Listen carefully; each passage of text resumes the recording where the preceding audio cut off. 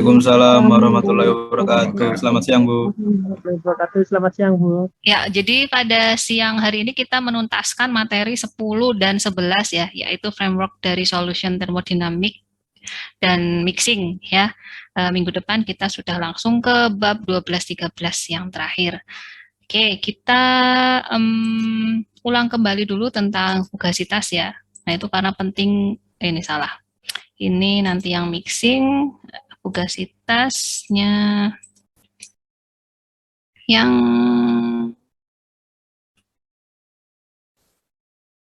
ini. Nah, jadi kita review kembali ya tentang minggu lalu, yaitu tentang fugasitas dan koefisien fugasitas untuk spesies murni. Jadi nanti pada dasarnya pada kesetimbangan komponen murni itu nanti ada suatu besaran baru yang disebut dengan fugasitas yang menggantikan potensi kimia gitu ya. Nah, nanti kalau untuk gas ideal, maka nanti Gibbs komponen I, free Gibbs komponen I-nya untuk ideal gasnya itu dihitung dengan menggunakan rumus 1028, yaitu gamma I T ditambah dengan RT ln P. Tapi kalau untuk dia fluidanya itu adalah real atau nyata, maka nanti ln P-nya ini diganti dengan fugasitas komponen I. Nah, sehingga kita bisa simpulkan bahwa untuk fugasitas pada gas ideal itu sama dengan tekanan total ya. Dari persamaan ini kan kalau kita lihat maka untuk fugasitas gas ideal itu FI-nya itu sama dengan tekanan total dan kebalikannya gitu ya. Pada gas ideal pada gas nyata tekanan totalnya itu adalah dinyatakan dengan fugasitas. Seperti ini ya. Jadi pada gas ideal fugasitasnya dinyatakan dengan tekanan total, tetapi kalau pada fluida real atau nyata itu tekanan totalnya digantikan dengan fugasitas seperti itu.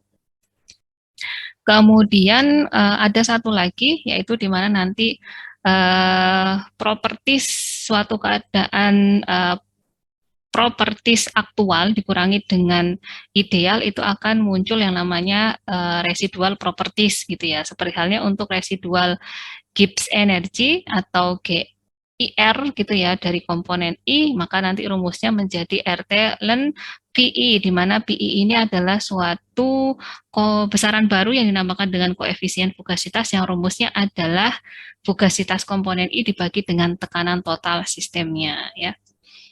Nah, kemudian kemarin kan sudah sampai dengan yang ini ya, kita sambung yang bawahnya, tapi kemarin saya bertemu dengan Bu Tuti, kata Bu Tuti tidak disampaikan semuanya. Jadi, kemungkinan hanya sampai dengan yang ini, dan nanti ada satu lagi tambahan untuk yang pada kondisi idealnya. Nah, tetapi yang bisa kita simpulkan dari fugasitas dan koefisien fugasitas pada suatu zat murni, ya. Jadi ini yang saya beri tanda warna yang berbeda ini adalah suatu poin penting gitu ya. Jadi nanti untuk spesies murni, fase cair ataupun uap itu berada dalam kesetimbangan kalau syaratnya itu adalah suhu, tekanan, dan fugasitasnya sama. Kalau berbeda maka kedua komponen spesies murni ini tidak berada dalam kesetimbangan. Nah, itu yang perlu diingat sampai dengan materi yang selanjutnya gitu ya. Kemudian kalau fugasitas dan koefisien fugasitas pada suatu larutan, kalau tadi komponen murni, kalau yang ini larutan berarti ada dalam bercampur dengan senyawa yang lain, istilahnya seperti itu ya. Maka nanti ada muncul suatu istilahnya notasi yang disebut dengan circumflex yang artinya adalah fugasitas komponen I dalam larutan gitu ya. Nah, di sini ada catatan penting bahwa untuk larutan dengan multiple fase atau dengan fase yang banyak gitu ya pada T dan P yang sama, itu nanti bisa dikatakan berada dalam kesetimbangannya jika fugasitas dari masing-masing spesies penyusunnya itu adalah sama di semua fase. Nah, jadi ini poin 10.47 ini sebagai syarat dari kesetimbangan atau keseimbangan multifase pada larutan. Nah, ini saya beri warna seperti ini supaya menjadi catatan khusus. Nah, nanti maka kalau kita tarik ya dari pernyataan tadi 10.48 untuk multi komponen FLE, maka nanti FIL cross circumflex itu sama dengan FIV circumflex. Jadi intinya adalah fugasitas komponen I fase cair pada larutan itu sama dengan fugasitas komponen I fase vapor pada larutannya itu harus sama gitu ya. Nah, nanti kemarin sudah saya terangkan yang ke bawahnya juga ya, maka nanti pada fugasitas larutan gitu ya, fugasitas yang berada dalam larutan untuk gas ideal itu maka nilainya untuk fugasitas komponen I pada larutan kondisi ideal ya untuk gas, maka nanti nilainya adalah YI dikalikan dengan P, di mana YI ini adalah mol fraksi ya dari komponen I dikalikan dengan P-nya itu adalah tekanan total dari sistem. Nah ini ya, ini seperti ini, kemudian yang saya kotak-kotakin ini yang penting-penting. Nah, ini kemarin sepertinya akhirnya tidak jadi untuk disampaikan, tapi nanti kalian bisa baca-baca ya. Terus mungkin sebagai tambahan aja untuk yang selanjutnya adalah fugasitas pada mana Smith-Vaness. Ya, sudah bisa terlihat bukunya? Halo? Sudah, Bu. Ya. Sudah, Bu. Nah, kemudian yang selanjutnya materinya adalah tentang model larutan ideal.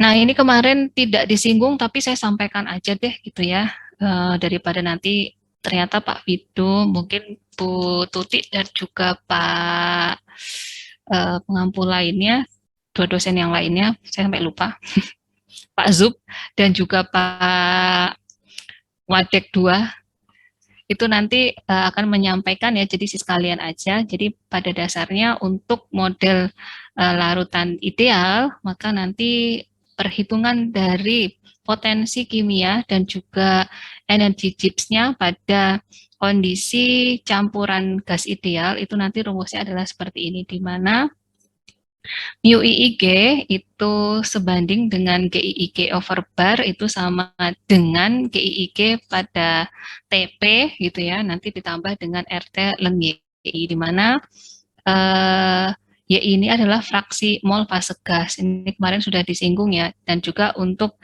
nanti kalau IG ini adalah gas ideal, kalau ID ini adalah larutan ideal, sehingga nanti kalau untuk gas ideal itu persamaannya 10,24, kalau potensi kimia untuk larutan ideal itu adalah 10,75, maka MUID itu sama dengan atau sebanding dengan GIID over bar, sama dengan GI pada TP tertentu ditambah dengan RT ln XI. Kan kalau larutan itu berarti dia kan bentuknya cair, oleh karena itu XI ini biasanya menunjukkan fraksi mol fase cair ya. Dan nanti bisa disimpulkan bahwasanya untuk larutan ideal, maka nanti VIID over bar-nya itu sama dengan VI, artinya adalah parsial volume dari komponen I pada kondisi larutan ideal itu sama dengan volume komponen I-nya gitu ya. Jadi volume larutan atau zat murni, mohon maaf bukan larutan ya, volume zat murni dari si komponen I-nya.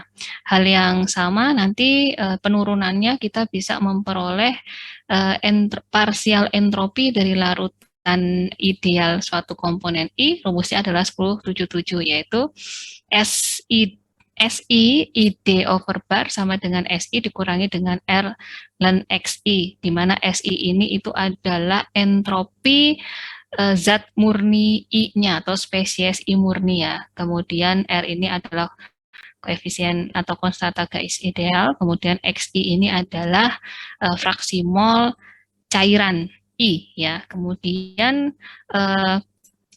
untuk entalpi dari gas, larutan ideal itu adalah rumusnya HI ID over bar sama dengan HI-nya. Jadi artinya kalau kalian menemukan berapa entalpi spesies I, maka itu akan sama dengan parsial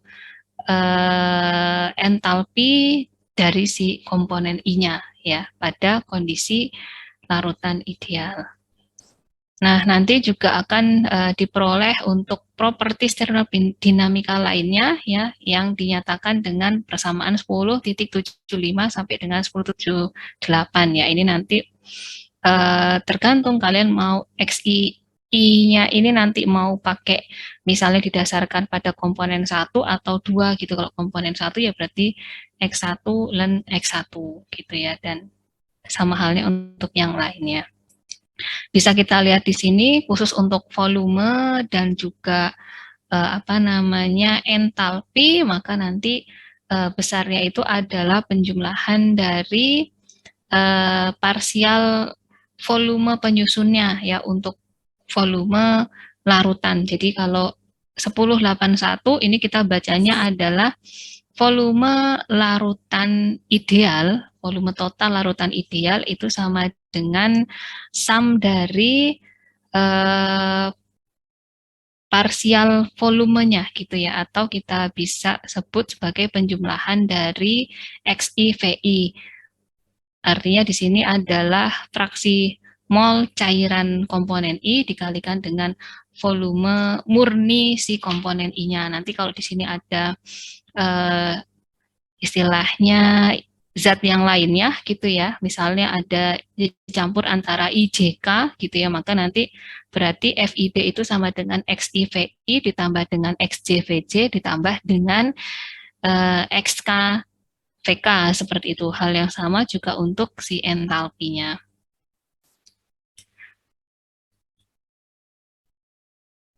Nah, jadi ini bisa dilihat nanti dibaca sendiri ya untuk example 10.3 yang hubungannya dengan persamaan 1081.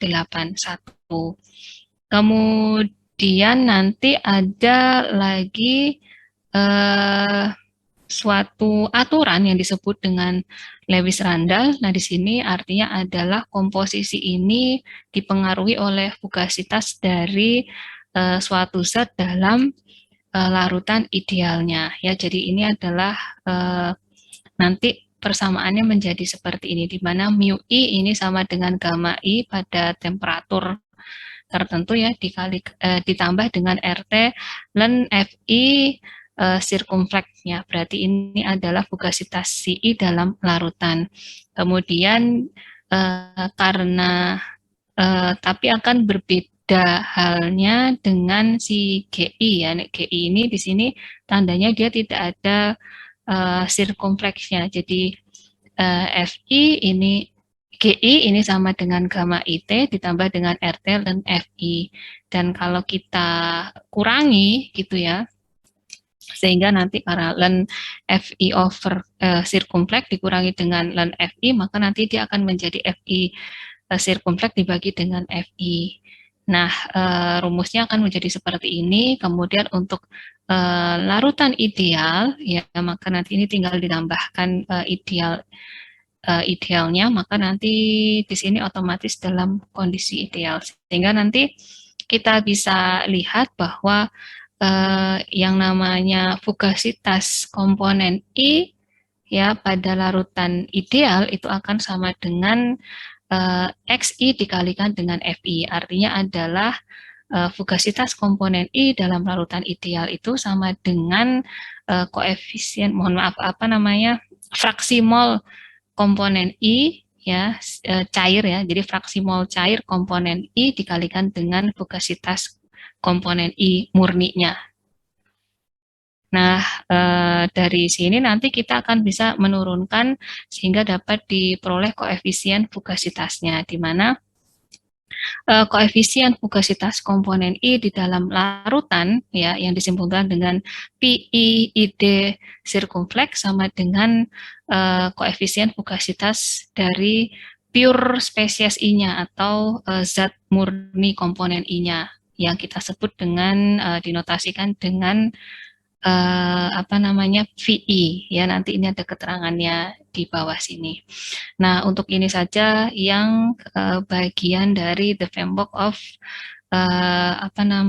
solution termodinamika. Nah, selanjutnya kita akan masuk ke bab 11 yaitu tentang proses pencampuran. Oh iya, untuk the framework of solution termodinamika ini nanti saya akan bagikan insya Allah mungkin hari Senin ya, karena belum saya jadi satukan dengan catatan yang kemarin di PDF saya. Jadi supaya kedepannya besok saya nggak perlu ada 2 catatan, jadi nanti mohon ditunggu untuk yang the framework solution-nya, kemudian yang untuk mixing prosesnya akan saya share nanti segera ya, karena sudah jadi.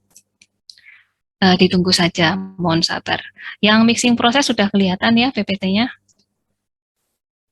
Udah, Bu. Ya. Udah, Bu. Oke, lanjut ya. Jadi untuk mixing proses ini di tahun ajaran yang lalu ini tidak disampaikan, tapi kesepakatan dari tim ini harus disampaikan karena juga nantinya ini istilahnya sangat penting ya di dalam pencampuran dari misalnya zat satu dengan zat yang lain, karena nanti otomatis apabila ada interaksi antar molekulnya itu otomatis akan menyebabkan adanya perubahan volume dan juga perubahan entalpi atau perubahan panasnya, juga ada perubahan dari besaran-besaran atau termodinamika properties lainnya seperti entropi, kemudian energi dalam, dan juga Gibbs-nya ya, free Gibbs-nya. Nah, sebenarnya untuk mixing ya ini secara sederhana itu disampaikan di ATK. Di ATK itu ada panas pencampuran ya, kalau nggak salah contohnya NaOH dan juga 2SO4. Nah, nanti kira-kira sama seperti itulah di sini, cuma di sini itu lebih dijabarkannya penurunannya gitulah intinya. Nah, jadi yang namanya proses pencampuran di sini nanti yang akan dibahas yaitu tentang perubahan sifat-sifat pada proses pencampuran, khususnya sifat-sifat termodinamika dan bagaimana heat effect dari pencampuran atau pengaruh panas pada proses pencampuran. Nah, untuk tujuan dari pembelajarannya ada 4. Yang pertama yaitu untuk mendefinisikan apa yang dimaksud dengan standar mixing proses dan juga nanti menjabarkan perubahan besaran atau sifat-sifat termodinamika yang menyertainya. Misalnya ada perubahan volume, entalpi, energi Gibbs, dan lain sebagainya. Kemudian yang kedua nanti tujuannya adalah untuk membuat korelasi dari besaran atau sifat termodinamika dari suatu campuran terhadap besaran komponennya, artinya si X1, 2, 3-nya, yaitu fraksi molnya gitu ya, sebagai senyawa murni. Dan yang ketiga, membuat korelasi perubahan besaran atau sifat termodinamika pencampuran terhadap excess properties ya. Jadi seperti hal yang lalu, jadi nanti akan dibandingkan tentang excess properties, yaitu di mana properties aktual dikurangi dengan properties idealnya, gitu ya. Dan yang keempat itu menjabarkan pengaruh panas terhadap proses pencampuran atau mixing dan pemisahan atau unmixing. Jadi sebenarnya untuk mixing dan unmixing ini nantinya itu akan panas pencampurannya itu sama, tetapi nanti dirubah tandanya. Jadi seperti kalau kemarin misalnya reaksi pembentukan plus 5, maka nanti reaksi penguraiannya itu kan dibalik persamaannya, jadi kalau dibalik plus jadi negatif, kira-kira seperti itu. Nah, yang pertama dulu yang kita akan bahas yaitu tentang topik 1, yaitu perubahan sifat-sifat pada proses pencampuran. Nah, pada dasarnya proses pencampuran itu dilakukan dengan banyak cara gitu ya, tetapi nanti setiap proses itu nantinya akan menghasilkan perubahan keadaan tertentu tergantung pada kondisi awal dan akhir dari suhu dan tekanannya. Nah, nanti ada suatu istilah yang disebut dengan proses pencampuran standar atau standar mixing process, yaitu pencampuran sejumlah yang tepat. Jadi jumlahnya, ukurannya itu sudah tepat ya, dari suatu zat murni pada temperatur dan tekanan tertentu dicampur untuk menghasilkan campuran yang seragam, yang homogen ya, dengan komposisi tertentu dan pada kondisi operasi yang sama, T dan P, gitu ya. Nah, itu yang disebut dengan standar mixing process. Nah, gambarannya untuk statement 2 ini adalah seperti ini. Jadi, misalnya di sini ada zat A, B, C ya, yang pada T dan P tertentu ini TP-nya sama, ya, kemudian kita campur, sehingga nanti akan menghasilkan suatu campuran yang homogen, yang seragam, dan TP-nya ini adalah sama, yang disebut kondisi ini itu disebut dengan standar mixing process. Nah, nanti besaran-besaran atau sifat-sifat dalam keadaan ini itu disebut dengan sifat zat murninya yang kita simpulkan, misalnya dengan VI, kalau misalnya itu adalah volume murni spesies I, kemudian HI, ini adalah entalpi spesies murni spesies I-nya, kemudian SI ini adalah entropi dari murni spesies I-nya. Jadi maksudnya murni spesiesnya itu kondisi murninya si zat A, B, C-nya gitu ya. Nah, ini kalau digambarkan seperti ini ya. Jadi misalnya nih ada suatu zat A, zat 1, zat 2 ya, yang akan dicampurkan pada TP yang sama ini ya. Nah, ketika nanti ini partisinya, pemisahnya dibuka, maka nanti akan tercampur nih si N1 dan N2 ya. Jadi ini adalah mol, suatu jumlah mol zat 1 dan ini adalah sejumlah mol zat 2. Maka nanti di sini akan didapatkan mol campurannya yaitu N1 ditambah N2 dengan TP yang sama. Nah, untuk menjaga TP ini supaya sama, maka nanti ini ada yang namanya piston ya. Entah itu nanti dia mengkompresi atau nanti dia terekspansi gitu ya. Tapi diharapkan tujuannya adalah untuk menjaga tekanan yang sama. Nah, hal yang sama juga di sini nanti untuk menjaga supaya temperaturnya tetap sama, maka nanti ada penambahan maupun pengurangan sejumlah panas. Maka di sini tambahnya ada tandanya adalah bisa ke arah penambahan ataupun pengeluaran panas. Jadi tandanya adalah panas bolak-balik, arah panah yang bolak-balik seperti ini. Nah, jadi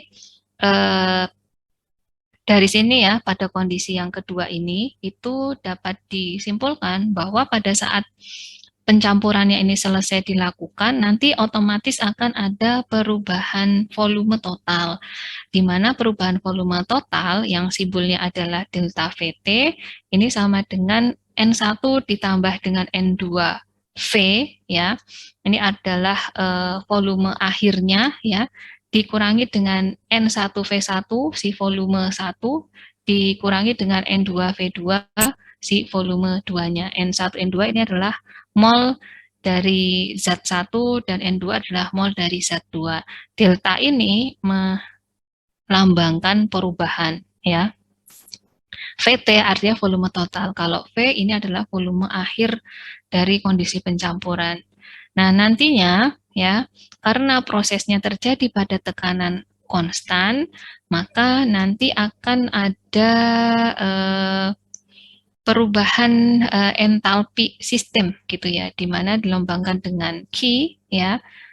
Q ini kan perubahan panasnya yang nanti besarnya akan sama dengan perubahan entalpi total sistem. Jadi asumsinya di sini itu kalau secara neraca panasnya EP, EK, kerja itu dianggap tidak ada ya, sehingga nanti tinggal delta H itu sama dengan Q seperti itu. Sehingga nanti Q ini sama dengan perubahan entalpi totalnya. Ini sama rumusnya dengan yang di atas ya, perubahan volume totalnya, tetapi nanti yang dirubah hanya besaran termodinamikanya. Kalau di sini V diganti dengan H, sehingga nanti delta H totalnya itu sama dengan N1 ditambah dengan N2 dikalikan dengan entalpi akhir, dikurangi dengan N1 dikalikan dengan entalpi Z1, dikurangi dengan N2 dikalikan dengan entalpi Z2-nya, gitu ya. Nah, nanti kalau kedua persamaan ini ya kita bagi dengan N1 ditambah dengan N2, maka akan didapat bahwa delta V-nya itu sama dengan delta VT ini ya. Jadi delta V ini kan berarti delta VT per N1 plus N2 ini sama dengan V dikurangi dengan X1 V1 dikurangi dengan X2 V2, di mana delta V ini itu adalah melambangkan perubahan volume pencampuran ya, volume change of mixing ya, jadi perubahan volume pencampuran dalam satuan mol ya, per mol larutannya gitu ya, karena di sini kan N1 ditambah N2 jadi per mol larutannya. Hal yang sama untuk entalpinya, di mana delta H ini yang artinya sama dengan delta HT per N1 ditambah N2 atau Q per N1 ditambah dengan N2 itu sama dengan H dikurangi dengan X1H1 dikurangi dengan X2H2, di mana H ini adalah entalpi akhir ya dari proses pencampuran gitu ya, dikurangi dengan X1 ya, ini itu adalah fraksi mol si Z1-nya dikalikan dengan entalpi si Z1-nya, dikurangi dengan X2, ini adalah fraksi mol, ini kan cairan ya, si Z2-nya dikalikan dengan entalpi si Z2-nya gitu. Dan delta H ini itu adalah perubahan entalpi dari proses pencampuran. Nah, nanti dengan menggunakan persamaan umum untuk proses pencampuran yang sudah kita pelajari pada materi 10 kemarin ya, maka nanti untuk semua besaran termodinamika secara umum bisa dinyatakan dalam persamaan ini. Jadi delta M itu sama dengan M dikurangi dengan sigma XIMI. Nah, ini delta M itu adalah perubahan properties termodinamika itu sama dengan kondisi akhir dikurangi dengan kondisi awal. Nah, kondisi awal ini kan merupakan sum dari si penyusunnya di sini ya. Si X1, X2, kalau ada 3 ya X3 dan seterusnya. Ya, jadi di sini sudah dituliskan bahwa M ini artinya adalah besaran-besaran intensif termodinamika, bisa volume, bisa entalpi, bisa energi dalam, bisa kapasitas panas, bisa entropi, bisa energi chip, dan juga bisa compressibility factor.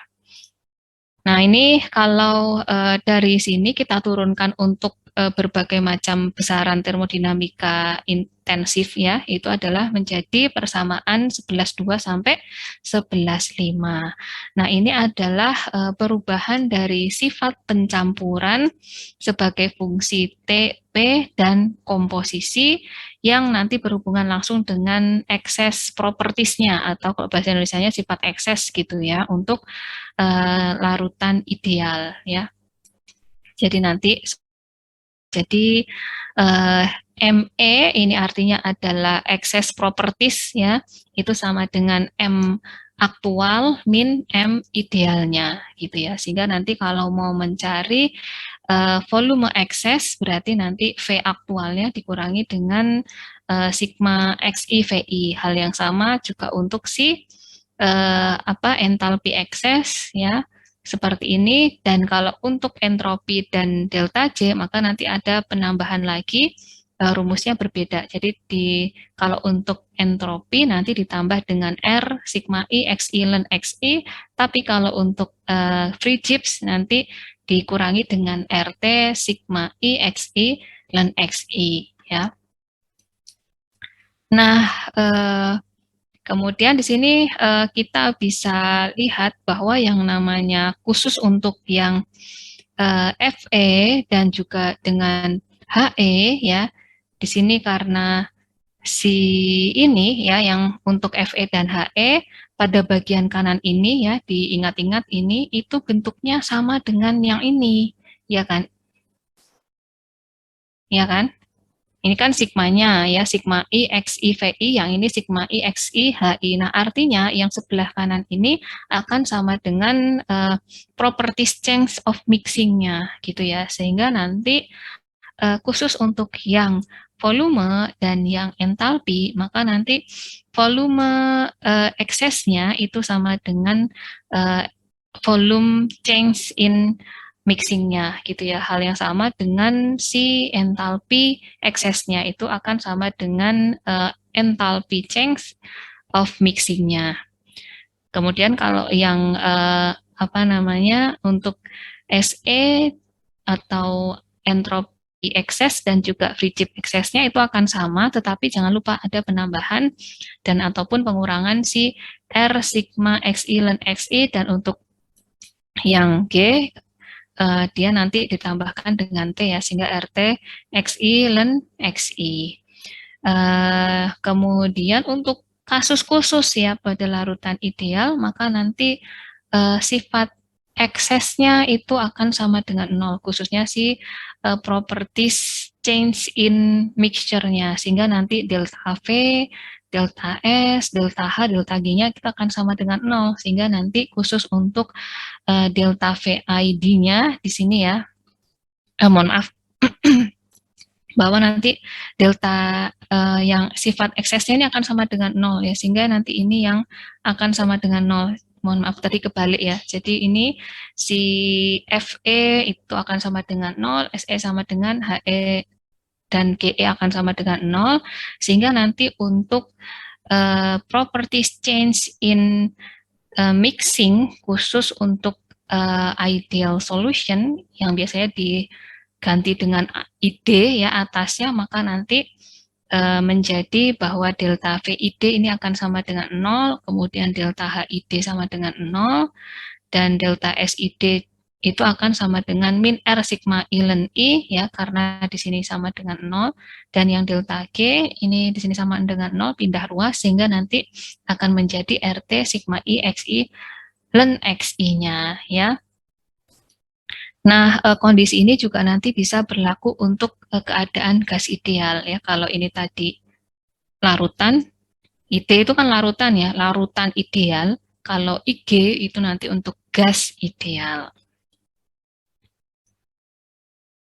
Ini sebagai contohnya ada pencampuran antara etanol dengan air ya. Jadi ini kita bisa lihat ini adalah suatu gambar atau diagram yang menunjukkan bagaimana entalpi versus fraksi mol dari campuran ya.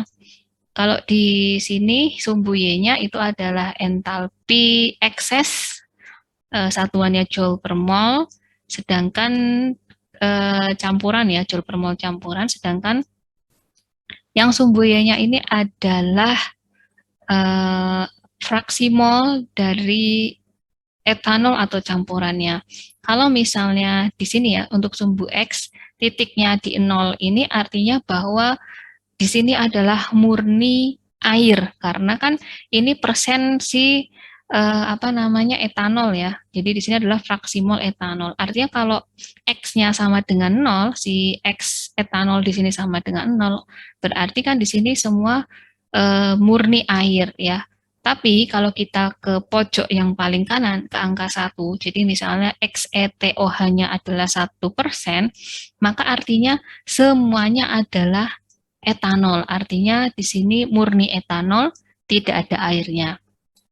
Yang di sini tadi murni air, tidak ada etanolnya.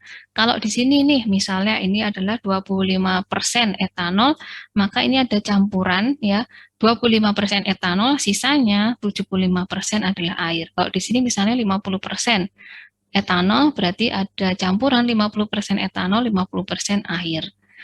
Kalau yang di sini berarti 75, ya kan? Berarti etanolnya 75, airnya 25. Gitu ya, dan sampai di sini murni. Nah, gambar ini kalau di Smith-Vaness itu adalah gambar 11.2 menunjukkan entalpi atau HE excess untuk sistem etanol air sebagai fungsi komposisi dengan beragam temperatur ya, dari temperatur 30 sampai dengan 110 derajat Celcius. Nah, apa yang bisa kita lihat dari gambar ini? Ya, kalau kita lihat pada suhu yang lebih rendah, misalnya nih, pada suhu 50 dan 30, ini kita bisa lihat bahwa proses pencampuran antara etanol dengan air pada suhu 30 dan juga 50 ini diperoleh delta H eksesnya, diperoleh H eksesnya atau entalpi eksesnya nilainya adalah negatif. Ya enggak? Kan di bawah 0 nih semuanya nih. Yang 50, yang 30 kan di bawah 0. Ya kan nilainya negatif. Artinya kalau di sini nilainya negatif, maka prosesnya adalah eksotermis. Sehingga nanti untuk memperoleh standar mixing proses, yaitu untuk memperoleh suatu pencampuran pada tekanan dan temperatur yang sama, maka nanti kita perlu menghilangkan panas. Karena di sini timbul panas, supaya kita mempertahankan kondisinya tetap sama, maka kita harus mengambil panas tersebut atau menghilangkan panas. Bisa dipahami ya? Bisa, Bu. Bisa ya? Yang lain selain Naim? Bisa, Bu. Ya, oke. Sekarang kita lanjut ya.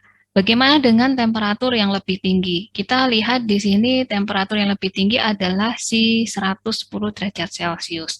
Nah, kalau kita lihat di sini ya, untuk 110 derajat Celcius, pencampuran antara etanol dengan air itu nanti dia nilai H eksesnya, entalpi eksesnya itu semuanya ya, baik misalnya air mau dicampurkan dengan 10% etanol, mau 25% etanol, mau 50% etanol, mau 75, mau 90, itu akan diperoleh HE-nya itu adalah positif karena dia dari kurvanya ini dia di atas 0 ya.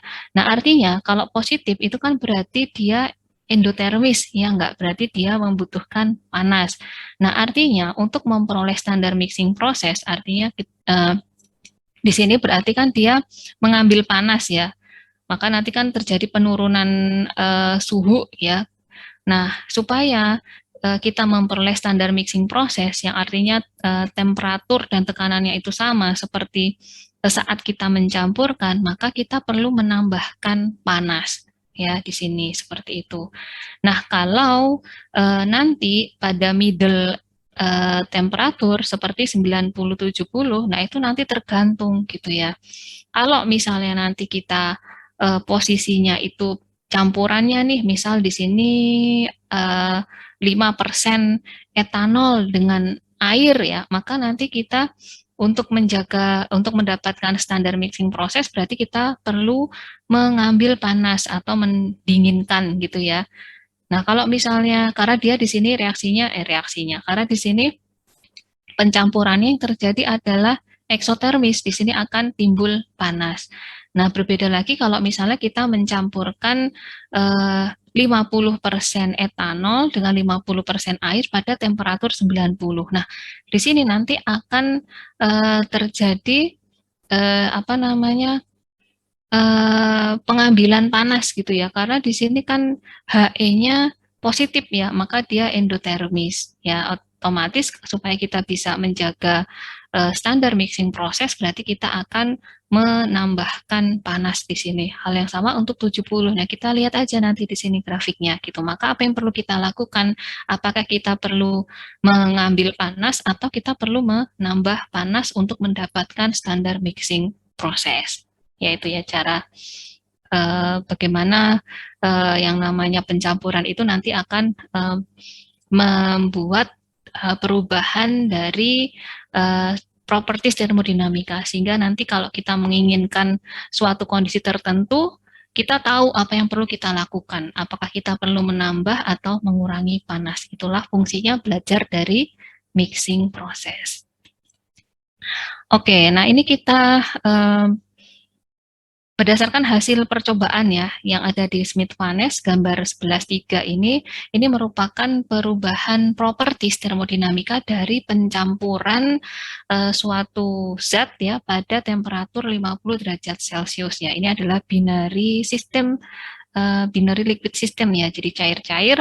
Kalau kita lihat yang A ini keterangannya adalah perbandingan antara bukan perbandingan ya, pencampuran antara kloroform sebagai zat satunya dan heptan sebagai zat duanya. Kemudian kalau yang B ini pencampuran antara aseton dengan metanol. Aseton itu sebagai zat satu, metanolnya sebagai zat dua, dan seterusnya nanti bisa dibaca di keterangan figur 11.3 ini.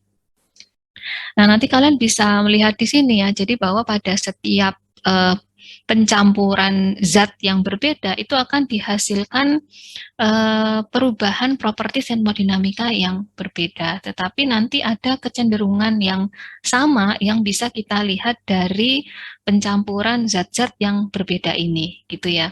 Dengan catatan di sini itu kalau kita melakukannya pada temperatur yang sama. Nah, ternyata dari pencampuran berbagai macam zat ya yang berbeda, tetapi pada temperatur sama, di sini ada perubahan sifat pencampuran yang menunjukkan perilaku yang seragam ya. Nah, kebanyakan sistem binary liquid system ini memiliki kesamaan. Jadi pada dasarnya setiap M yaitu properties termodinamika intensif itu adalah nilainya 0 untuk spesies zat murni ya. Jadi bisa dikatakan di sini adalah H, kemudian S, kemudian G itu nilainya adalah 0 untuk spesies murni, untuk zat murni. Nah, kita lihat di sini pada titik 0 ya. Kalau titik 0 di sini artinya kan semuanya murni karena di sini A itu adalah campuran kloroform dengan heptan, di mana nilai 1 ini menunjukkan dia adalah si kloroform, artinya pada posisi 0 ini di sini murni heptan, karena di sini fraksi mol dari kloroformnya 0. Semakin ke sini, fraksi mol dari kloroformnya akan semakin besar sampai dengan nanti di posisi sini ini semuanya kloroform, tidak ada heptannya. Nah, ketika balik lagi ke titik sini yang sebelah kiri ini kan menunjukkan bahwa di sini murni kloroform.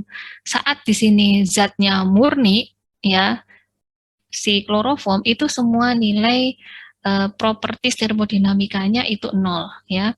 Seperti di sini entropinya 0, kemudian entalpinya 0 dan juga Gibbs-nya 0. Nah, hal yang sama untuk yang campuran satunya yaitu si heptan.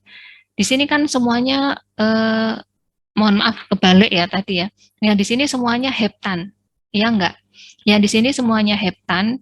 Ketika murni heptan itu baik entropi, entalpi maupun Gibbs-nya adalah 0. Ketika semuanya murni kloroform, karena di sini kloroformnya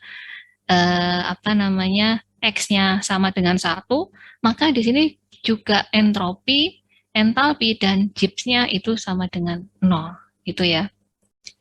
Hal yang sama untuk di sini, yang B, campuran aseton dengan metanol. Kalau asetonnya adalah 1, maka di titik ini yang murni apa? Apa ayo? Metanol. Hah? Metanol, ya. Kalau yang di sini? Aseton. Oke. Sekarang ke F. Ke F ini campuran etanol dengan air. Nah, berarti yang di sini yang 1 ini menunjukkan etanol. Berarti kalau di sini air, Bu. Air. Kalau di sini etanol murni ya. Jadi bisa kita lihat ya pencampuran apapun ketika nanti dia dalam keadaan murni, maka nanti S-nya, H-nya, G-nya akan sama dengan 0. Nah, kemudian nanti kalau misalnya komposisinya ini sudah campuran ya, artinya tidak berupa campuran murni, baru nanti kita bisa akan melihat bagaimana tren untuk S, H, dan G-nya. Nah, tapi bisa kita simpulkan di sini bahwa perubahan energi Gibbs ya, itu akan selalu negatif ya. bisa kita lihat maupun di sini campurannya antara si kloroform heptan, aseton metanol, aseton dengan kloroform, etanol dengan heptan, etanol dengan kloroform, dan etanol dengan air. Itu kita lihat di sini delta Gibbs-nya atau perubahan energi Gibbs-nya itu akan selalu negatif.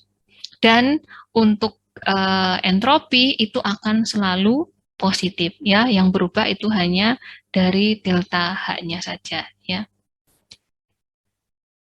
Nanti delta H-nya itu maksudnya bisa macam-macam, ada yang semuanya positif, ada yang negatif, ada yang campuran positif negatif tergantung komposisinya, gitu ya. Nah, ini ada yang untuk air sampai dengan pada konsentrasi tertentu etanol di sini dia malah perubahan entalpinya itu 0. Atau mungkin ada angka tapi mendekati 0 gitu ya. Nah, nanti perhitungan partial excess properties ya. Jadi selisih antara aktual dengan idealnya untuk sistem biner itu bisa dirumuskan dengan persamaan 11-14, 11-15. Karena dia biner, berarti kan ada zat 1, ada zat 2, ya enggak? Berarti kalau partial excess properties untuk zat 1, maka nanti akan dituliskan seperti ini, di mana M1E over bar yang menunjukkan bahwa ini adalah, apa? Over bar ini menunjukkan apa? Partial. Ya, partial properties ya. Kalau yang ini berarti menunjukkan apa? Total. Agen. Ya, total campurannya ya, betul, atau kondisi akhirnya. Sehingga nanti rumusnya akan seperti ini, di mana khusus zat satunya berarti M1E over bar itu sama dengan ME ditambah dengan 1 dikurangi dengan X1 DME per DX1. Kalau yang zat 2-nya, maka M2E over bar sama dengan ME dikurangi dengan X1 DME per DX1. Nah, karena oleh karena itu, jadi misalnya kalian nanti dalam menyelesaikan permasalahan, otomatis nanti kalian konversi ke satu fraksi mol aja. Kalau kita lihat di sini, semuanya dinyatakan terhadap X1. Sehingga nanti kalau misalnya ada X2, ya tinggal X2 itu sama dengan 1 min X1, seperti yang ini. Nah, ini untuk aplikasinya ya, kalau dari persamaan 11, 14, 11, 15 untuk campuran biner. Jadi di sini ada proses pencampuran antara spesies atau zat 1 dengan zat 2 pada temperatur dan tekanan yang telah ditentukan. Nah, di sini Anda diminta untuk menghitung ya kan, menghitung panas pencampuran dari spesies 1 dan 2 pada temperatur dan tekanan yang telah ditetapkan, di mana di sini itu panas pencampurannya itu dihitung dengan menggunakan atau secara kalorimetrik gitu ya, yang direpresentasikan ya dengan persamaan seperti ini, di mana delta H, head of missing-nya itu sama dengan H1 dikalikan dengan delta H sama dengan X1 dikali dengan X2 dikalikan dengan 40 X1 ditambah dengan 20 X2 ya. Nah, di sini X1 X2-nya ini berarti kan fraksi mol dari zat 1 dan zat 2-nya. Oh, mohon maaf ya. Jadi pertanyaannya di sini adalah Anda diminta untuk menunjukkan persamaan yang menghubungkan, atau Anda diminta untuk membuat persamaan si H1E over bar dan H2E over bar tadi sebagai fungsi dari X1 jika panas pencampuran spesies 1 dan 2 pada suhu dan tekanan yang telah ditetapkan yang diukur dengan calorimetrically adalah seperti ini persamaannya. Nah, kita tahu gitu ya bahwa pada persamaan 11.7, nah ini ya bahwa yang namanya head enthalpy excess-nya itu sama dengan delta H mixingnya. Jadi entalpi perubahan entalpi dari pencampurannya gitu ya. Nah, jadi bahwasanya perubahan entalpi pencampuran itu sama dengan entalpi eksesnya. Sehingga nanti artinya kalau delta H itu sama dengan X1, X2 dikalikan 40, X1 ditambah 20, X2, maka ini akan sama dengan H eksesnya, yaitu HE-nya ya, yang dapat kita tulis ulang lagi persamaannya seperti ini. Nah, karena di sini diminta untuk dinyatakan dalam X1, maka kita harus mengeliminasi X2 yang ada di dalam persamaan ini, gitu ya. Nah, oleh karena itu, nanti X2-nya kita ganti dengan 1 min X1. Kenapa? Karena yang namanya total fraksi mol, jadi kan X1 ditambah X2 itu nilainya akan sama dengan 1 gitu ya, sehingga nanti X2-nya itu sama dengan 1 min X2 ya. Ini tidak saya tuliskan di sini gitu ya, jadi pas kebetulan jauh dari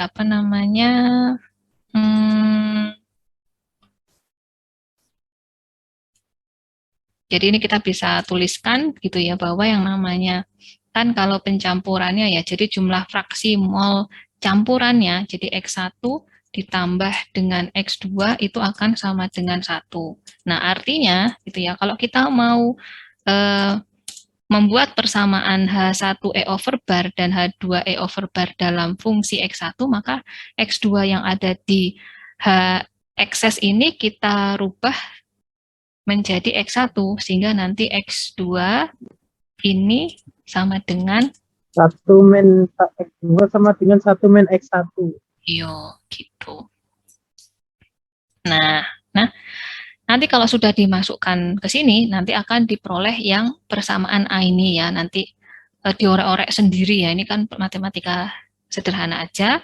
Kemudian nanti ini kita turunkan terhadap X1, jadi bagaimana perubahan entalpi eksesnya terhadap perubahan X1-nya, sehingga nanti akan diperoleh, ini diturunkan ya, turunan sederhana akan menjadi persamaan yang B ya.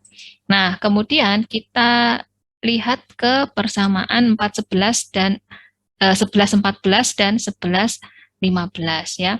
Yang tadi tentang untuk sistem biner di mana partial excess properties-nya itu pakai persamaan yang ini.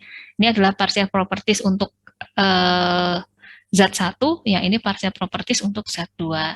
Nah, nanti tinggal M-nya ini kan kita ganti dengan H ya, karena M ini kan mewakili properties termodinamika yang besaran intensifnya. Kalau kita ganti dengan H ya, kemudian nanti otomatis kan ini menjadi HE ya, ini HE kita sudah punya persamaan A yang HE-nya adalah 20X1 min 20X1 pangkat 3. Kemudian kita masukkan di sini. Dan yang DME per DX1 itu adalah si persamaan yang B. Nah, ini kita masukkan penggantinya ke sini.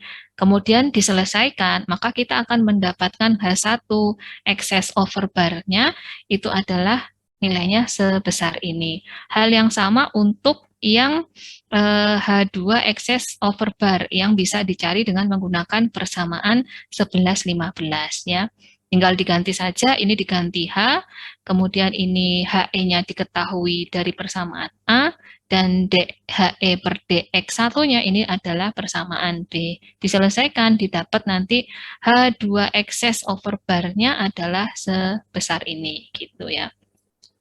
Nah, nanti ini kalau kalian ganti-ganti nilai X1-nya, gitu ya, pakai misalnya mau dibuat dari 1 sampai dengan 100% gitu ya, berarti dari 0,0 atau misalnya yang enak angkanya 10 sampai 100%, jadi nanti dapat 0,1, 0,2, 0,3, kemudian akan didapat berapa nilai H1 excess over bar, H2 excess over bar, kalian nanti bisa mendapatkan suatu grafik ya yang menunjukkan bagaimana pengaruh perubahan ini ya, komposisi larutan atau pencampurannya ini terhadap H eksesnya gitu ya. Karena nanti bisa ini sebagai sumbu X, ini sebagai sumbu Y. Jadi kalian bisa membuat suatu grafik.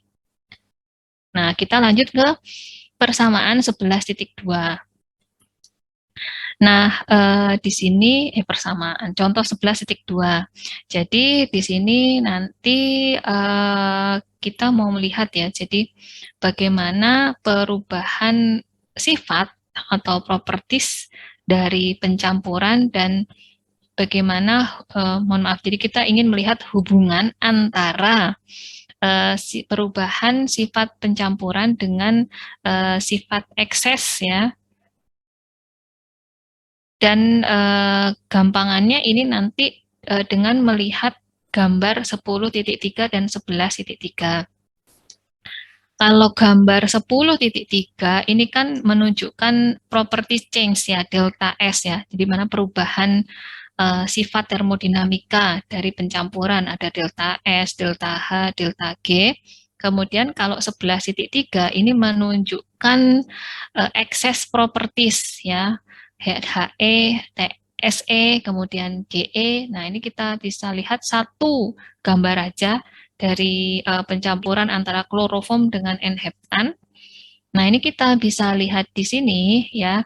Kalau berdasarkan tadi ya, persamaan 11.7 itu terbuktikan bahwa yang namanya excess properties ini akan sama dengan properties change of mixingnya, sehingga nanti delta H ini sama dengan HE ya. Kalau kita lihat di sini kan ini di over than 500 ya, sedangkan di sini juga lebih dari 500 tapi di bawah 1000 ya. Jadi kalau dicari ya secara matematis itu akan sama nilainya, bahwa yang namanya properties change, jadi perubahan sifat dari pencampuran itu sama dengan excess properties atau ya HE-nya ini ya. Nah, kemudian akan didapatkan suatu relasi seperti ini ya untuk si entalpi aja. Tapi kalau yang lainnya enggak gitu ya. Kalau yang lainnya itu enggak, karena kita lihat di sini ya, delta G yang di sini dia negatif, sedangkan untuk GE-nya dia positif ya. Kemudian kalau yang entropi ini semuanya positif, tapi kan berbeda ya. Kalau di sini itu yang properties change-nya itu artinya perubahan entropi, di sini itu dia di atas 2000, sedangkan di sini excess entropi ini sekitar hanya lebih sedikit dari 500 ya. Nah, hal yang sama untuk G tadi sudah saya utarakan, sehingga nanti khusus SE dan juga GE-nya kita hitung dengan rumus yang ini, sehingga nanti SE itu akan sama dengan dari persamaan 10.86, nanti silahkan dibuka sendiri bahwa nanti SE ini akan sama dengan selisih antara HE min GE per T, gitu ya.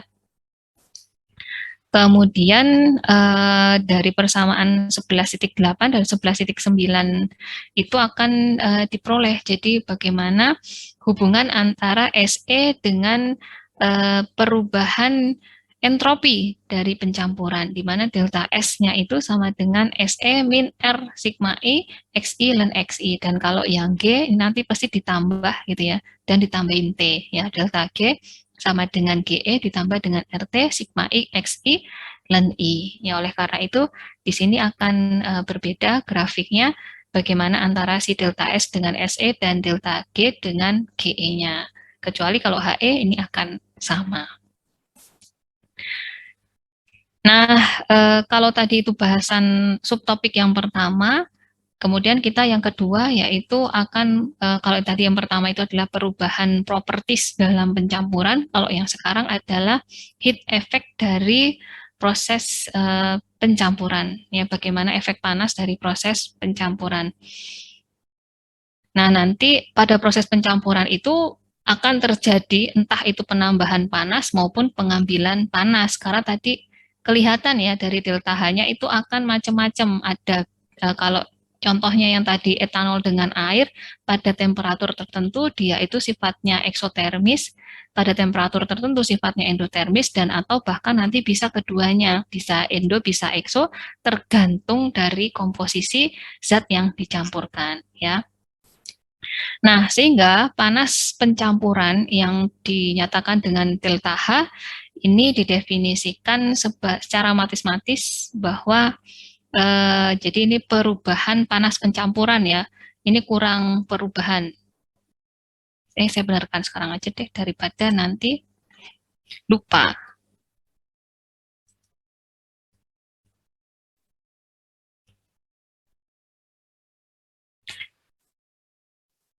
Sebentar, mohon maaf. Jadi ini benar, tapi pengertiannya seperti ini. Jadi panas pencampuran delta H itu didefinisikan secara matematis bahwa delta H itu sama dengan H min sigma I X I HI. Nah, panas pencampuran ini adalah perubahan entalpi ketika spesies murni dicampur pada TP yang konstan dan membentuk 1 mol larutan TP yang sama, gitu ya. Ini kan akhir, ini yang mula-mulanya. Jadi data paling umum yang tersedia untuk sistem biner ya, yang paling sederhana itu seperti ini. Kalau misalnya nanti dia multi komponen, maka nanti di sininya itu rumus hal larutannya itu akan lebih kompleks lagi. Nah, tapi yang paling umum yang tersedia adalah untuk sistem biner, di mana nanti entalpi larutannya atau entalpi solutionnya itu nanti dinyatakan dengan persamaan 11.17, yaitu di mana H itu sama dengan X1H1 ditambah dengan X2H2 ditambah dengan delta H. Nah, artinya di sini adalah fraksi mol komponen 1 dikalikan dengan entalpi 1 ditambah dengan fraksi mol komponen 2 dikalikan dengan entalpi komponen 2 ditambah dengan perubahan entalpi campurannya atau panas pencampurannya. Nah, data panas pencampuran itu biasanya hanya terbatas gitu ya, hanya pada suhu-suhu tertentu saja. Tapi nanti kalau kapasitas panas dari spesies murni, kemudian panas pencampurannya diketahui, kita bisa menghitung panas pencampuran pada suhu yang lain dengan menggunakan metode yang analog dengan sama seperti kalau pas kalian menghitung panas reaksi standar pada suhu yang lebih tinggi dari 25 derajat Celcius. Jadi intinya intinya gini, jadi kalau misalnya kalian ingin menghitung panas pencampuran yang lebih tinggi dari suhu standar 25 derajat Celcius, itu kalian bisa menggunakan data-data dari kapasitas panas spesies murni yang menyusun si campurannya tersebut dan juga panas pencampuran yang diketahui. Intinya di sini harus ada 2 data, yaitu kapasitas panas dari unsur-unsur penyusunnya, si spesies murninya, dan panas pencampurannya. Biasanya data-data panas pencampuran ini sudah diketahui, tapi hanya pada, enggak semuanya ya, jadi hanya pada kondisi-kondisi tertentu saja. Nah, tapi gitu ya. Nah, cara ngitungnya itu sama dengan ngitung panas reaksi, tapi bedanya gitu ya. Ketika pencampuran terbentuk, maka nanti energi campurannya berbeda karena ada perubahan interaksi antar molekul. Kemudian pada pencampuran itu tidak terjadi reaksi, jadi interaksinya hanya intermolekul, bukan antar molekulnya aja, dan relatif lemah. Kemudian ada energi tetapi relatif lebih kecil. Biasanya kalau panas reaksi kan gede banget ya energinya. Kemudian kalau yang terakhir adalah perubahan energi pencampuran itu besar terjadi jika interaksi antar molekul dalam campuran ini berbeda dengan senyawa murninya. Jadi ada perubahan interaksi ya yang tidak sama dengan senyawa murninya. Nanti contohnya bisa dilihat di Smith-Vanes, tidak saya tulis di sini. Jadi bagaimana nanti misalnya interaksi antara ikatan hidrogen, kemudian nanti ada yang menggunakan ionik ya, disosiasi dan sebagainya.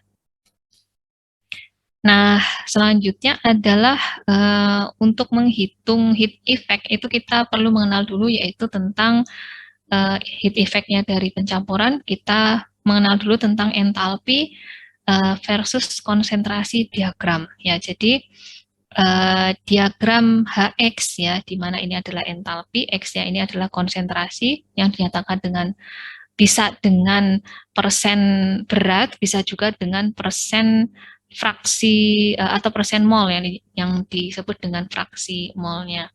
Jadi nanti tergantung dilihat satuannya ya, jangan sampai salah, dilihat aja satuannya di grafiknya. Nah, diagram HX ini digunakan untuk merepresentasikan data entalpi larutan pada sistem biner. Biasanya sistemnya biner sih. Kalau yang 3 itu kompleks ada ya, bentuknya kalau nggak salah segitiga deh, saya lupa. Kemudian entalpi sebagai fungsi komposisi, di sini maksudnya gini, jadi diagram ini di mana HX ini itu merepresentasikan data entalpi larutan pada sistem biner pada suhu dan suhu yang sama dengan tekanan yang tetap dan komposisi yang berbeda. Jadi nanti dia akan fungsi komposisi istilahnya ya. Jadi seperti ini gitu ya, di mana H ini sama dengan X1H1 ditambah dengan X2 H2 ditambah dengan delta H. Maka nanti H solutionnya ini nanti dibuat dengan merubah-rubah ini X1-nya, nah X2-nya diganti aja dengan 1 min X1 gitu ya. Dan juga dari panas campurannya gitu ya. Nah, persamaan ini nanti digunakan untuk menghitung atau mendefinisikan nilai delta H larutan pada temperatur yang sama atau konstan ya, P-nya juga tetap. Di mana nanti H larutannya ini jelas ya, dia itu akan fungsi dari komposisi X1 dan X2. Jadi kalau kalian lihat seperti ini ya, figur 11.4 ini merupakan diagram H versus X ya, di mana X-nya ini dalam persen berat. Nah, ini adalah diagram untuk campuran yaitu H2SO4 asam sulfat sebagai komponen 1 dan air sebagai komponen 2.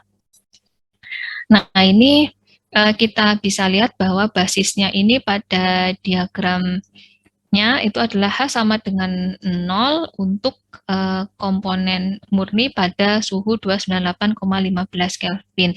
Jadi nanti kalau misalnya dilihat ini dibuat garis lagi ya, di bawah sini itu ini adalah untuk H-nya ini sama dengan 0 untuk pure spesies pada 298,15 Kelvin. Nah, jadi di sini air ya di sini.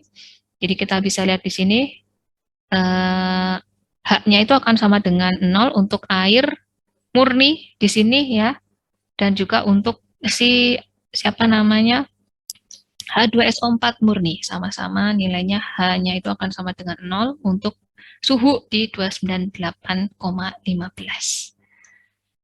Nah, diagram HX ini menyatakan pembentukan larutan dari pencampuran adiabatis. Jadi syaratnya di sini pencampurannya adalah adiabatis. Artinya tidak ada perubahan panas. Jadi tidak ada panas yang masuk ke dalam sistem maupun panas yang keluar sistem ya. Jadi pencampuran adiabatis untuk 2 larutan atau lebih, tapi kalau dari gambar ini untuk 2 larutan saja. Nah, jika 2 larutan yang sama dengan konsentrasi dan suhu yang berbeda, tetapi prosesnya nanti adalah adiabatis, maka nanti titik pencampurannya ini akan berada pada garis lurus dari kondisi awalnya. Maksudnya gini ya, jadi ini kan ada pencampuran 2 larutan yang sama tapi konsentrasinya itu dan suhunya berbeda. Jadi misalnya A ini adalah suatu larutan H2SO4 yang konsentrasinya 10% dengan temperatur 300 Kelvin dicampur dengan H2SO4 murni, ya 100% H2SO4 murni, suhunya adalah berapa nih?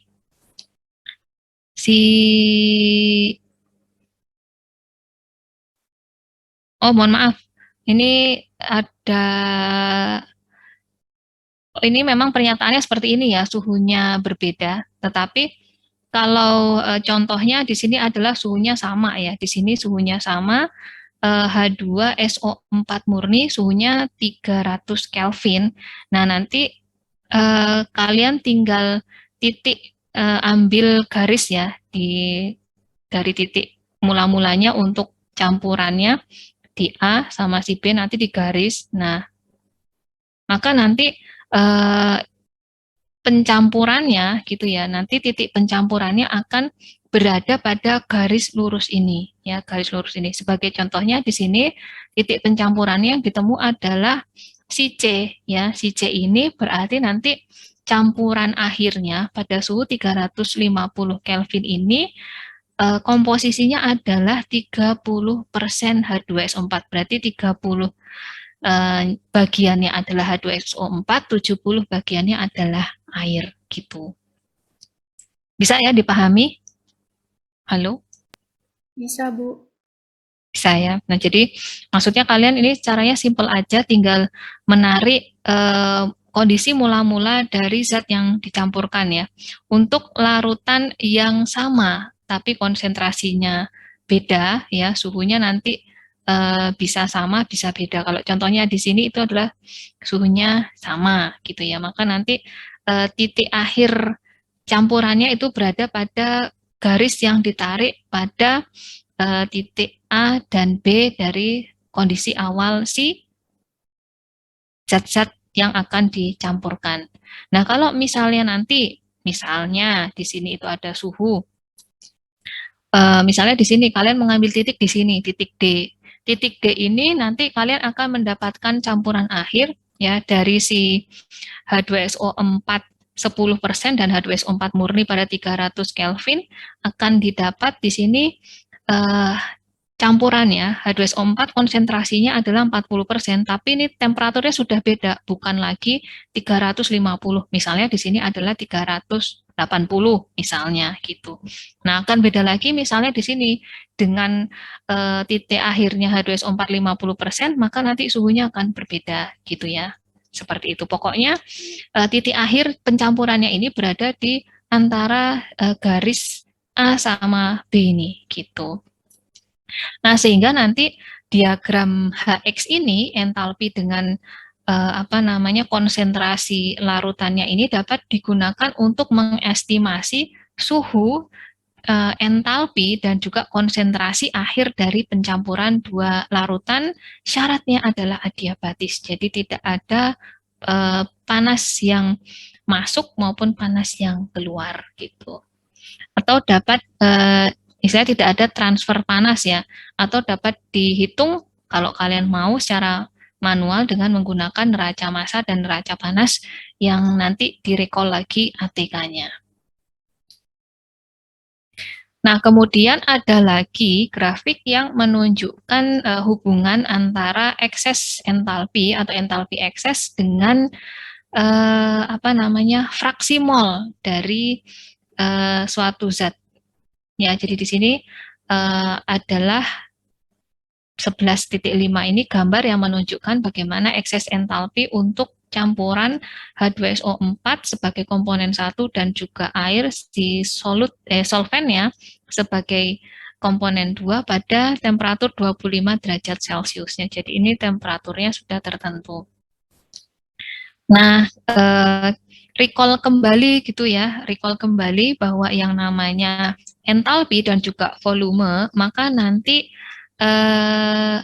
ekses propertiesnya, yaitu H eksesnya dan volume eksesnya itu akan sama dengan perubahan properties pada pencampurannya atau delta H-nya ya, yang sama dengan panas larutannya. Jadi panas larutannya itu sama dengan perubahan panas akibat pencampuran dan juga sama dengan entalpi eksesnya gitu ya.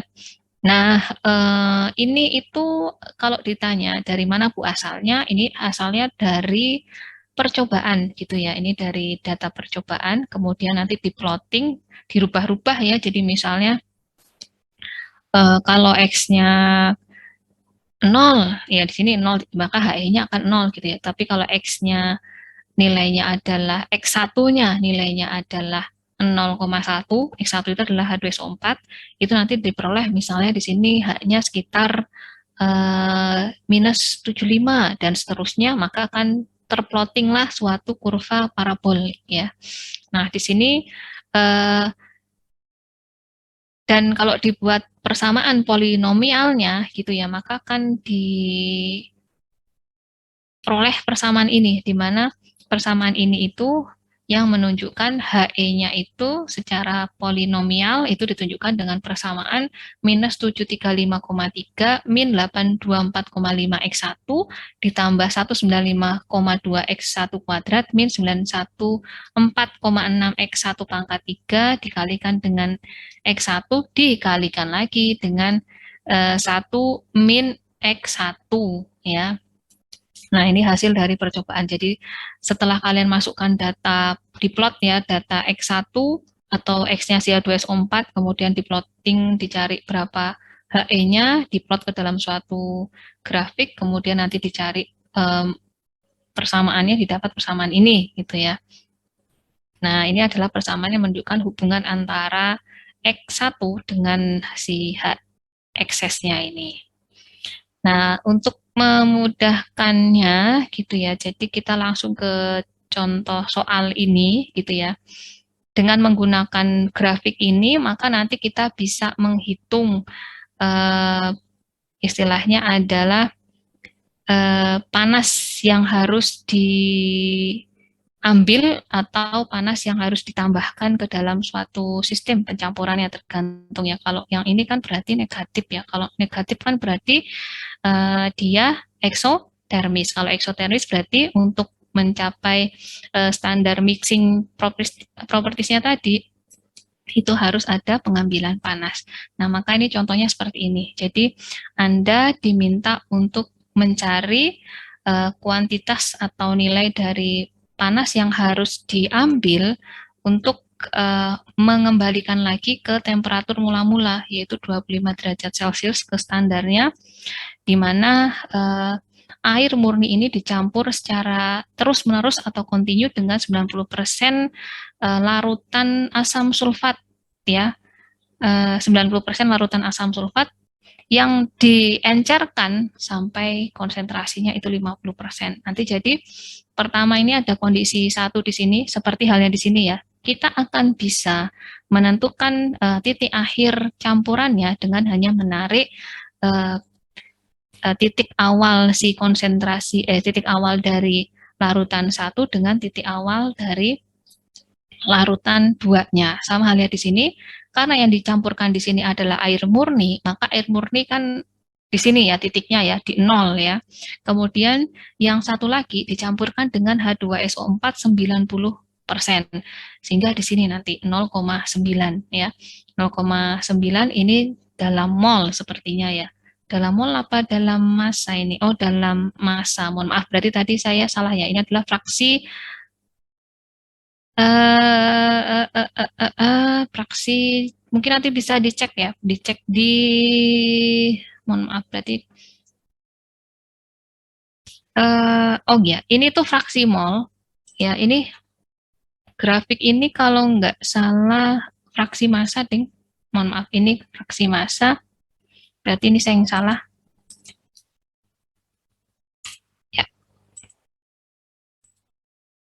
Ya, ini adalah fraksi massa. Sehingga nanti kalau di sini berarti ini 0 dicampur dengan H2SO4 90%, berarti ini adalah fraksi massa ya. Sehingga nanti tinggal tarik garis aja cret ke sini ya. Nah, nanti kalian sudah tahu di sini mau mau campurannya adalah 50% ya. Jadi kondisi akhirnya adalah pengenceran asam sulfat 90% dengan air menjadi 50%. Nah, berarti kan kondisi akhirnya di sini ya. Nanti tinggal di garis tarik garis lurus ke sini gitu ya, sehingga nanti akan didapat ya. Nah, di sini itu adalah ini, titik ini dengan titik ini. Titik ini adalah titik potong antara garis awal dengan garis awalnya yang air murni dengan garis awalnya si H2SO4 90%. Kalau diteruskan nanti akan memotong HE-nya ya, si apa namanya entalpi eksesnya, titik entalpi eksesnya. Nah, kita kan ingin merecover merestornya ke inisial temperatur, berarti karena di sini adalah reaksinya eksotermis, reaksi lagi mohon maaf, pengencerannya atau proses pencampurannya ini menghasilkan panas ya, maka kita harus membuang panasnya sebesar ini dari sini, dari HE ke titik ini ya, ke titik si solutionnya ya, panas, perubahan panas akibat pencampurannya di sini.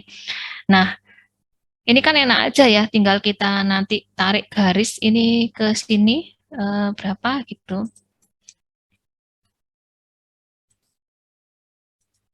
Nah, ini kalau ditarik garis ke sini, ini di bawahnya minus 100 ya, sekitar minus 99,3. Kemudian kalau titik ini, itu adalah kalau ditarik ke sini di atasnya 300, sekitar 303,3 gitu ya. Di Terawang gimana caranya lah, ini dihitung pokoknya 303,3 gitu ya. Maka nanti bisa dilihat di sini, nanti bisa dihitung ya, dari sini berapa panas yang harus diambil ya, tinggal dikurangi aja, minus 303,3 dikurangi min 99,3, atau menggunakan neraca panas dan neraca massa ya untuk pembuktiannya gitu ya. Nanti misal nih kita gunakan dulu neraca massa dan panas, jadi untuk membuktikan hasil pengurangan ini akankah sama dengan perhitungan secara neraca massa dan panas. Jadi membandingkan antara grafik dengan perhitungan manual. Nah, jadi kita menghitung ya menggunakan neraca massa dan juga neraca panas. Supaya bisa dihitung, karena ini tidak ada fit-nya berapa ya, dan juga output-nya berapa, maka cara pertama yang harus kita lakukan adalah mengambil basis. Sehingga kita ambil basis 1 kg larutan sebagai produk. Untuk gampangnya kan produk aja ya, kalau kalian mengambil basis fit umpannya, mau H2SO4 atau, karena di sini umpannya ada 2, H2SO4 sama air, kan nanti susah ya ngitungnya, lebih baik diambil dari langsung produknya aja, yang dia cuma satu arus, yaitu si asam sulfat 50%.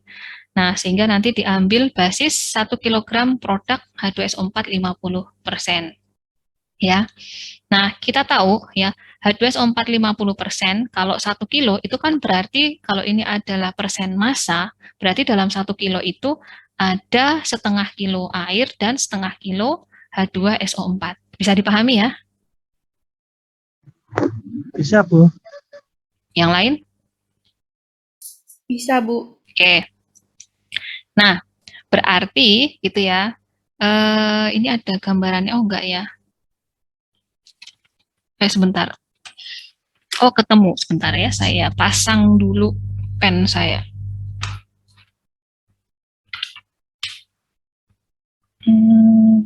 Di sini.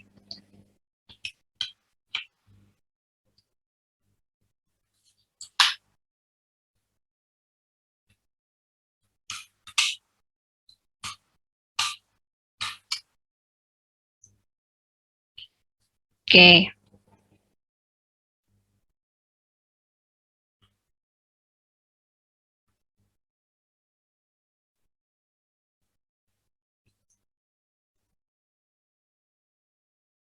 Jadi ini mau dicampurkan, di sini H2SO4 90% dalam persen weight ya, dan juga di sini air murni H2O, ini nggak tahu berapa gitu ya. Produknya itu adalah H2SO4 50% weight. Nah, karena tidak ada basisnya, kita karena tidak ada kondisi berapa umpan, berapa produk, kita ambil basis. Basis di sini 1 kilogram. Sehingga kalau ada H2SO4 1 kilogram 50%, itu artinya di sini adalah 0,5 kilo H2SO4 dan 0,5 kilo air atau H2O. Gitu ya. Nah, kemudian kita tahu bahwa berarti di sini itu di dalam campuran ini itu ada 0,5 kilo H2SO4. Nah, berarti yang masuk ini massa H2SO4 yang masuk ke dalam sistem kan diketahui ya. Artinya bahwa ini kan sama ya. Karena ini tidak ada reaksi, artinya maka sesuai dengan neraca massa yang masuk itu akan sama dengan yang keluar gitu kan ya. Artinya 0,9X itu nilainya akan sampai dengan 0,5 kilo. Sehingga nanti pada umpan ya pada 2SO4 90% kita bisa menghitung bahwa 0,9 dikalikan dengan massanya yang masuk di sini, si massanya massa asam H2SO4-nya di sini, ini adalah MA, itu akan sama dengan 0,5 gitu ya, sehingga nanti si MA-nya itu ketemu adalah 0,556 kilogram gitu. Nah, sesuai dengan neraca energi ya, kemarin kalau diingat bahwa delta H ditambah dengan delta EK ditambah dengan delta EP itu akan sama dengan W atau Q plus W gitu. Ketika nanti dia tidak ada perubahan kecepatan, tidak ada perubahan ketinggian, dan tidak ada kerja poros, maka nanti Q itu akan sama dengan delta H gitu ya. Dimana nanti delta H-nya itu adalah perbedaan antara entalpi akhir dengan awal ya. Nah, sehingga nanti di sini kita bisa menghitung bahwa entalpi akhirnya delta HFE-nya itu dikurangi dengan delta HE MA-nya gitu ya. Nah, di sini delta HMA-nya itu dihitungnya gimana? Kan kalau delta H entalpi akhirnya itu kan di sini ya, tadi kalau dipotongkan ya kan, kita kan mau di 0,5 ya kan, delta HE-nya kan di sini 0,33 ya. 0,33, 30 negatif 303,3 ya. Kemudian ini satuannya kilojoule per kilogram. Nah, kemudian kalau yang di sini tadi kita ngambil datanya adalah yang 90% H2SO4. Berarti kan di sini HA-nya gitu ya, HA-nya itu adalah sekitar negatif 178,7 ya kata si Vanessa ya, di Terawang menurut dia ya. Nah, nanti ini di semuanya ini gitu ya dikalikan dengan MA-nya gitu ya, sehingga nanti akan diperoleh nilainya itu adalah negatif 204,0 kilojoule gitu.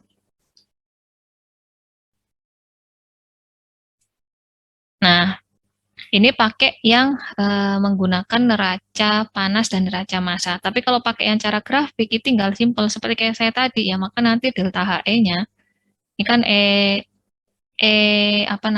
awal ya, delta H awal, ini E awal, ini E akhir, gitu kan. Sehingga nanti tinggal dikurangi aja. Maka delta H minus 303 dikurangi dengan minus 99,3, ketemunya adalah 204,0 kilojoule ya, sama-sama negatif. Nah, intinya kan sama aja ya, mau pakai dihitung dengan neraca massa atau panas dan juga dengan menggunakan grafik. Nah, nanti kalau misalnya sulit untuk menentukan titik yang 99,3 tadi ini gitu ya, nanti bisa menggunakan cara perbandingan. Jadi kalau misalnya negatif 17,8,7 itu 0,9, berarti kalau 0,5 berapa ya ini ketemunya gitu. Ada yang mau ditanyakan? Belum ada, Bu. Belum, lanjut ya. Nganu, Bu. Mohon maaf sudah melebihi jamnya. Oh iya. Oh iya ya, terima kasih diingatkan Naim. Enak sekali saya ngajar. Ya udah nanti sisanya kita gabung minggu depan sambil bahas bab 12 ya. Dan kita masih punya satu pertemuan yang harus diganti. Tolong dirembuk bersama mau hari apa gitu ya. Jangan apa istilahnya jangan mepet ngasih taunya ya, karena saya juga punya jadwal juga gitu ya. Oke, satu kelas ini mohon dirembuk sendiri atau mau hari Sabtu, cuma kalau Sabtu besok saya nggak bisa, Sabtu minggu depan itu saya juga ada ngawas UTBK hari Sabtu juga, jadi silahkan mau diganti hari Minggu, monggo silahkan ya dirembuk ya. Pokoknya saya pasrahkan pada kalian. Wes ngono wae. Mohon maaf, Bu. Nganu, apa? Yang pertemuan 10 yang sebelumnya itu kemarin belum ada PPT-nya di Spada, Bu. Yang 10 yang masih kurang satu ya? Yang Kurang fugasitas satu itu PPT ya? kemarin itu belum ada, Bu. Oh Fugasitas iya. kemarin belum Ya, ada. kalau fugasitas ini kan tadi saya bilang di awal. Jadi ditunggu aja yang materi 10, yang fugasitas yang awal itu, karena nanti saya jadikan satu dulu dari PDF yang kemarin kan saya neranginnya pakai PDF kan. Saya jadikan satu dulu di PPT, maksudnya PDF catatan saya jadikan satu dulu di PPT ini, baru nanti saya share. Biar kedepannya kalau saya ngajar, nggak jadi satu lah gitu, nggak gonta-ganti slide gitu. Gitu ya Naim. Iya, Bu. Oke. Baik, ada lagi yang mau ditanyakan?